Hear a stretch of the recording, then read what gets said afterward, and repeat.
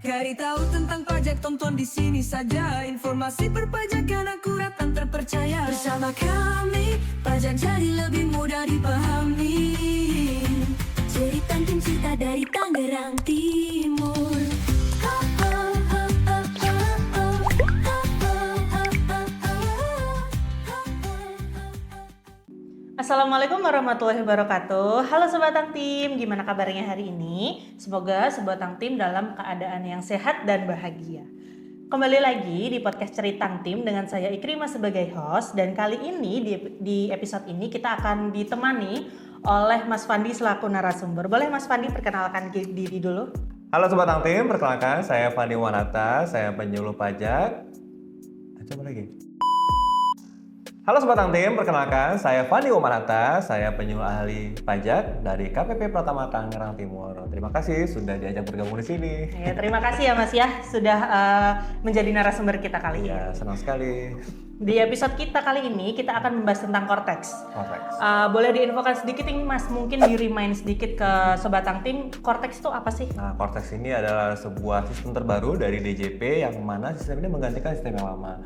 Kalau dulu masyarakat mungkin familiar dengan DJP online, sekarang kita akan masuk di era Cortex. Nah, kalau DJP online dulu kan ada yang namanya Ibu Pot, Unifikasi, 21, kemudian juga ada e-faktur dan segala macam. Nah, sekarang semuanya akan digabungkan dalam satu rumah yang namanya Cortex.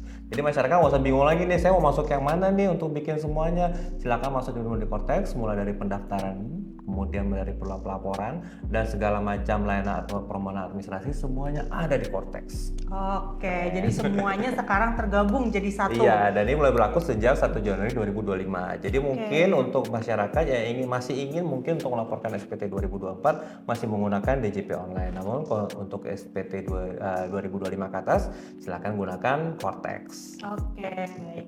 Nah, untuk wajib pajak nih Mas, kira-kira apa yang pertama kali harus dilakukan oleh wajib pajak untuk bisa mengakses Cortex? Oke, nah mungkin secara garis besar mungkin kita bisa bagi ke tiga ya, mungkin kita bisa bagi ke tiga jenis wajib pajak, 3 klaster ya mungkin ya. Yang pertama mungkin wajib pajak yang belum pernah daftar NPWP sama sekali. Jadi belum punya nih? Belum punya. Nah, kalau memang belum punya NPWP, silakan masuk ke menu Cortex dulu, silakan klik daftar di sini untuk mendaftarkan NPWP-nya. Nah, ini mungkin bagi wajib pajak yang belum pernah sama sekali memiliki NPWP. Namun, yang kedua, klaster kedua, mungkin bagi wajib pajak yang sudah punya NPWP namun belum pernah menggunakan DJP online. Nah, kalau tipe seperti ini, yang klaster seperti ini, silakan masuk ke aktivasi akun. Sekali lagi, silakan masuk ke Cortex dulu, Cortex DJP Pajak ID, kemudian silakan masuk ke menu aktivasi akun.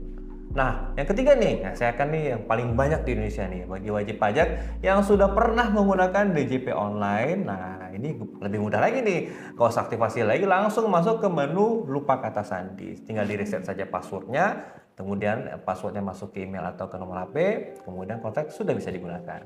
Oke, jadi bagi wajib pajak yang sebelumnya sudah pernah mengakses DJP online, tidak perlu bikin akun baru, tidak perlu nggak usah aktivasi lagi, nggak usah repot-repot, langsung ke lupa kata sandi. Ya, Oke, baik. Nah, tadi bagi wajib pajak yang sudah punya NPWP tapi belum pernah mengakses DJP online, itu perlu untuk aktivasi akun. Benar. Betul ya? Itu apa sih Mas yang perlu disiapkan mungkin? Oke. No. Jadi bagi wajib pajak yang ingin aktivasi akun, mungkin silakan masuk ke Cortex DJP dulu ya pastinya ya. Kemudian masuk ke menu aktivasi akun. Kemudian di menu aktivasi akun ini silakan bagi wajib pajak silakan diklik apakah wajib pajak sudah terdaftar, silakan diklik centang saja. Nanti di situ akan ada pilihannya untuk memasukkan nomor identitas kependudukannya atau NIK ya. Sekarang kita semua pakai NIK ya, nggak pakai nomor NPWP lagi. NIK-nya sudah berlaku sebagai NPWP. Nah, di nomor NIK ini ketika diisi kemudian dicari itu akan langsung muncul namanya. Jadi sudah otomatis tergabung atau terintegrasi dengan sistem di Dukcapil. Jadi namanya sudah keluar. Nah, kita tinggal masukin nomor email sama nomor HP yang pertama kali digunakan oleh wajib pajak. Jadi silakan masukkan emailnya dan nomor HP-nya. Nanti kemudian silakan autentikasi wajah.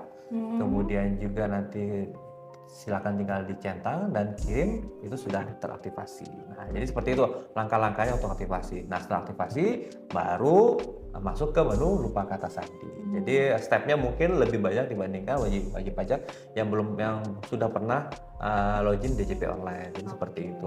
Oh, jadi setelah aktivasi akun perlu untuk yang mekanisme lupa kata sandi lagi. Betul, lupa kata sandi untuk ya bikin di reset lah passwordnya supaya bisa login. Supaya login. Jangan lupa untuk reset password jangan lupa kategorinya atau syaratnya adalah minimal 8 karakter, minimal 1 huruf besar, 1 huruf kecil, 1 angka, dan 1 karakter khusus. Oke. Nah, minimal ya. Karakter khususnya tuh apa aja Nah, yang seperti pagar, kemudian tagar ya saya, sorry. Tagar, seperti tagar, kemudian tanda seru, kemudian atau juga ya seperti itu. Kayak nggak bisa sepertinya kayak titik, kayak nggak bisa gitu. Titik nggak bisa. Oke. Nah, setelah misalnya setelah aktivasi akun atau setelah lupa kata sandi terus udah berhasil untuk masuk nih Mas, ada lagi nggak yang perlu dilakukan atau udah gitu aja? Nah, intinya ketika kita sudah bisa masuk ke Cortex, pastinya kita sudah bisa menggunakan Cortex untuk bisa lihat-lihat dulu nih, lihat semua datanya, kemudian lihat apa aja sih isi dalam Cortex ini. Nah, namun ketika wajib pajak ingin lapor SPT atau menggunakan layanan permohonan lainnya, itu diperlukan kode otorisasi. Jadi sebaiknya ketika kita sudah bisa login di Cortex, silakan bagi wajib pajak masuk ke menu portal saya, kemudian masuk ke menu permintaan kode otorisasi atau sertifikat elektronik. Jadi tujuannya untuk kepada wajib pajak bisa untuk melaporkan SPT nanti. Jadi ini seperti tanda tangan elektronik nih. Jadi kalau dulu misalnya wajib pajak mau kirim SPT tahunan, itu nanti kan biasanya klik di sini untuk mengirimkan kode verifikasi. Kode OTP ya? Kode OTP untuk ke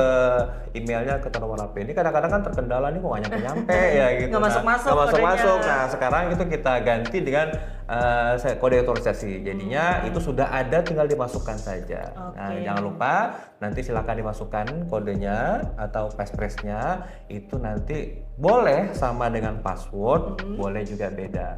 Tapi saya sarankan kalau bisa jangan misalnya Fandi 1 2 3 pagar ya. Kalau bisa jangan. Kalau bisa gampang ketebak sekali. Iya. Kalau bisa yang agak rumit dikit agak rumit tapi sedikit. gampang diingat-ingat. Gampang diingat. Misalnya dibalik jadi itnaf 3 2 1 pagar, dibalik aja. Nah, baik. Setelah itu belum selesai. Setelah masuk kode otorisasi selesai, kemudian silakan masuk ke portal saya, kemudian pilih profil saya, kemudian pilih ke nomor identifikasi eksternal. Nah, pastikan digital sertifikatnya sudah valid. Nah, kalau sudah valid itu sudah bisa digunakan dan masa berlakunya kira-kira 2 tahun. Oke. Jadi setelah 2 tahun nanti perlu untuk mengajukan lagi. Dan ini sertifikat elektronik ini sama halnya mungkin bagi wajib pajak PKP yang dulu pernah minta sertifikat digital nih. Kan kadang-kadang minta ya, Mas ini saya mau minta sertifikat digital, kata 2 tahun sekali hangus ya, harus kantor pajak. Nah, itu nggak perlu lagi datang kantor pajak. Bisa langsung dilakukan di rumah selama masih terkoneksi sama internet. Silakan sekali lagi masuk ke permintaan kode otorisasi atau sertifikat elektronik. Sama gunanya untuk sertifikat elektronik seperti PKP pada masa yang dahulu. Oke. Jadi gunanya sama ya, seperti sertifikat elektronik yang sebelumnya. Betul. Okay. Mas, ini dari semua step-step ini itu harus dilakukan di kantor pajak atau bisa dilakukan sendiri di rumah atau gimana? Nah, inilah hebatnya Cortex. Jadi semua hal ini tidak usah dilakukan di kantor pajak. Jadi wajib pajak cukup bisa lakukan sendiri di rumah selama terkoneksi sama internet ya. Kemudian selama masih bisa dilakukan di mana saja, kapan saja, dan pastinya mudah. Dan kita juga kita juga sebenarnya kita ada, kalau memang masih pusing, kita ada kok tutorialnya di link DJP ya, di YouTube-nya Ditjen Pajak RI. Silakan bagi wajib pajak yang pengen tahu, penasaran, pengen belajar sendiri, boleh tuh dicek di YouTube-nya Ditjen Pajak RI. Nanti semua tutorialnya ada di sana. Nah, tapi kalau misalnya masih kesulitan, kita di kantor pajak siap untuk boleh datang ke kantor pajak terdekat ya, nanti bisa dibantu oleh petugas yang ada di sana. Saya siap sebagai helpdesk akan siap membantu wajib pajak semuanya. Oke, bagi sobat Tangtim yang mau ketemu sama Mas Fandi boleh datang ke KPP Tangtim ya. Iya, boleh. Nah, ini salah satu pertanyaan yang lumayan banyak nih Mas ditanyakan terkait tentang NPPN. NPPN, Gitu. oke. Ini sebenarnya NPPN tuh apa sih? Nah, NPPN. Baik, NPPN ini adalah kepanjangan dari norma perhitungan penghasilan neto. Nah, jadi ini berguna bagi wajib pajak yang masih omsetnya masih di bawah 4,8 miliar dan selama ini masih menggunakan pencatatan. Nah, jadi sebenarnya seperti ini diterima. Jadi sebenarnya di aturannya adalah DJP ini wajib pajak itu untuk menggunakan pembukuan. Nah, mungkin bagi wajib pajak teman-teman yang masih omsetnya di bawah 4,8 miliar yang pekerjaan bebas atau yang menggunakan pencatatan mungkin ribet ya kalau menggunakan pembukuan selalu mungkin diperlukan ilmu khusus atau bagaimana. Nah, sekarang bukan sekarang ya, sudah dari dulu sudah ada aturannya tentang NPPN. Jadi wajib pajak diberikan kemudahan dalam menghitung berapa sih penghasilan neto saya berapa gitu. Jadi misalnya penghasilan netonya misalnya 1 miliar. Kemudian tinggal dikalikan dengan persenan yang sesuai dengan jenis kategori usahanya, misalnya 20% kah atau 30% kah. Jadi penghasilan itu langsung ketahuan dari 1 miliar langsung dikalikan dengan 20%. Nah, jadi seperti itu. Jadi penghasilan neto NPPN adalah sebuah kemudahan yang diberikan oleh DJP kepada wajib pajak untuk menghitung penghasilan netonya supaya lebih mudah. Jadi seperti itu. Nah, untuk mekanisme pemberitahuan NPPN-nya ini gimana Mas caranya? Nah, memang secara aturan NPPN ini wajib diinformasikan ke DJP 3 bulan pertama sebelum tahun pajaknya berlaku. Misalnya nih 2025. Jadi paling telat diinformasikan ke DJP itu di bulan Maret dari 2025. Jadi seperti itu. Ini aturan sejak dulu sudah ada nih sebenarnya. Jadi dari Januari sampai dengan Maret, ketika kita mau lapor SPT 2024, kita sebaiknya barengan untuk menyampaikan NPPN untuk 2025. Jadi 2025 kita fix menggunakan NPPN. Jadi sekedar informasi atau menyatakan kepada DJP bahwa tahun ini saya menggunakan NPPN ya. Nah, seperti itu. Nah, bagaimana kalau kita nggak menyampaikan NPPN ini? Nah, kalau kita nggak menyampaikan NPPN ini, berarti kita dianggap yang menggunakan pembukuan. Nah, jadi seperti itu. Jadi DJP kan nunggu nih kepada wajib pajak kira-kira mau pakai NPPN atau pakai pembukuan. Tapi kalau sudah pakai pembukuan, sebaiknya memang seterusnya akan pakai pembukuan. Tapi kalau belum mengajukan NPPN, berarti dianggap akan melakukan pembukuan di tahun ini. Jadi seperti itu. Nah, Mas, cara untuk mengajukan pemberitahuan NPPN lewat Kortex itu seperti apa? Gimana caranya? Seperti saya sampaikan tadi, semuanya bisa dilakukan lewat Kortex. Nah, jadi bagi wajib pajak, silakan masuk ke menu layanan administrasi, kemudian silakan masuk ke menu permohonan, kemudian jangan lupa dipilih AS04, yaitu pemberitahuan penghasilan neto. Jadi kemudian ketika sudah masuk, kemudian pilih alur kasus dan tinggal ikuti saja tuh step-stepnya, mudah sekali. Nah, jangan lupa ketika nanti diajukan, pastinya nanti seperti saya sampaikan tadi diperlukan kode otorisasi atau sertifikat elektronik. Jangan lupa sebelum masuk ke menu layanan administrasi, silakan masuk ke menu permintaan kode otorisasi dulu untuk bisa mengakses semua menu-menunya. Oke, baik. Nah, Mas Fandi, ada nggak nih sebelum kita akhiri, ada nggak mungkin saran yang mau disampaikan kepada wajib pajak terkait penggunaan Kortex? Jangan lupa sejak 1 Januari 2026 nanti sudah bisa lapor SPT tahunan untuk tahun pajak 2025 menggunakan Kortex. Jadi jangan lupa dipersiapkan semuanya. Silakan lakukan aktivasi dulu. Kalau belum, silakan lakukan lupa kata sandi dulu. Kemudian silakan lakukan permintaan kode otorisasi supaya bisa menggunakan semua menu-menunya. Jangan lupa, saya ingatkan sekali lagi bagi wajib pajak orang pribadi paling telat tanggal 31 Maret, bagi wajib pajak badan paling telat tanggal 30 April.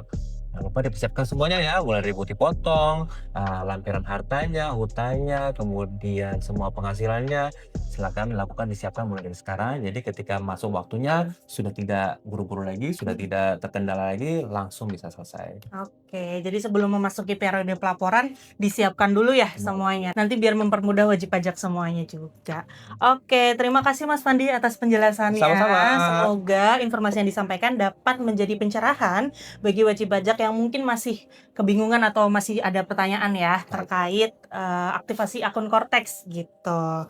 Oke Sobat Tang Tim, sekian dari kami. Sampai bertemu di podcast Ceritang Tim episode berikutnya dengan topik yang lebih menarik lagi. Wassalamualaikum warahmatullahi wabarakatuh. Dadah.